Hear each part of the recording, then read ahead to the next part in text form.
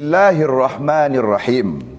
Dewa Mahabharata makan terasi, Cakep. makannya di atas perahu layar. Cakep. Ustaz Sabrata ganteng sekali, Cakep. siap tampil di aksi Indosiar. Cakep. Assalamualaikum warahmatullahi wabarakatuh. Waalaikumsalam warahmatullahi wabarakatuh. Alhamdulillahi rabbil alamin. An amana bi ni'matil imani wal islam.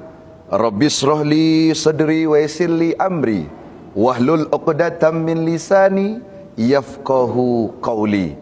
Amma ba'du. Hadirin sahabat aksi yang dirahmati oleh Allah, perkenalkan, nama saya Ustadz Sabrata, imam muda, berasal dari Kabupaten Pasaman Barat, Provinsi Sumatera Barat. Saya akan memberikan tausiah singkat dengan tema 4 kategori orang bertakwa. Allah Subhanahu wa taala berfirman di dalam Al-Qur'an dalam surah Al-A'raf ayat 96. Bismillahirrahmanirrahim.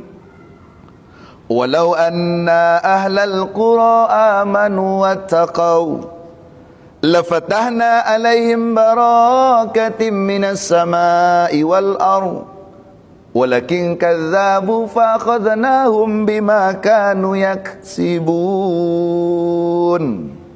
Artinya, kalau suatu negeri itu dipenuhi dengan orang-orang yang beriman kepada Allah, Allah akan turunkan seluruh rezeki yang ada di penjuru-penjuru langit. Dan Allah keluarkan rezeki dari pusat-pusat bumi.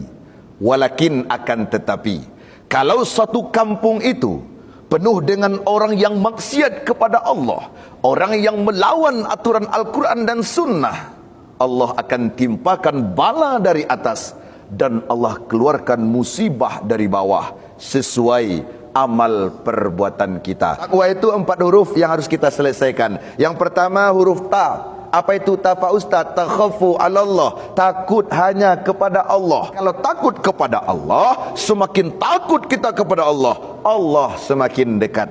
Kalau takut kepada makhluk, maka makhluk itu semakin menjauh kepada kita. Itu konsep takut kepada Allah Subhanahu wa taala. Yang kedua huruf ko, ta, ko. Ko itu Pak Ustaz, qanaah, menerima dengan lapang dada apapun keputusan Allah terbaik untuk kita. Ya Pak Ustaz, kami sudah bekerja, kami sudah berusaha, tapi kami belum berubah kehidupan dunia kami. Itu yang terbaik hari ini.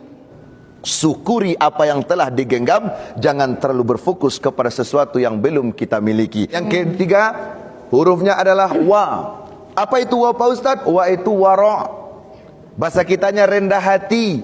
Lawan kata dari rendah hati adalah tinggi hati.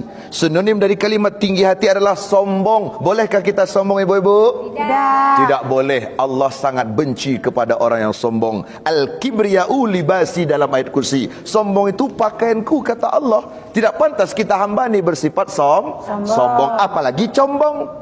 Apa bedanya Ustaz? Kalau sombong orang kaya belagak kaya, kalau orang combong orang miskin sok kaya. HP-nya Nokia Center dibelinya casing Oppo. Tidak boleh. Apa yang patut kita sombongkan? Kita ini berasal dari Tanah. hidup di atas mati masuk Tanah. tak pantas bersifat langit. Arti langit apa? Sombong. Di pakaian Allah harus rendah hati. Yang keempat adalah huruf ya. Apa itu ya Pak Ustadz? Yakin hanya kepada Allah. Realita dalam kehidupan kita sehari-hari, banyak kita yakin selain kepada Allah.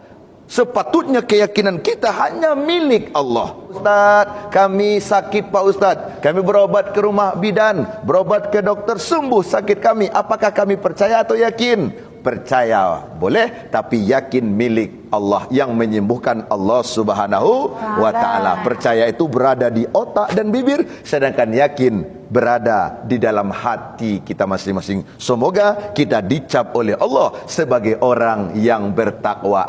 Assalamualaikum warahmatullahi wabarakatuh. Waalaikumsalam warahmatullahi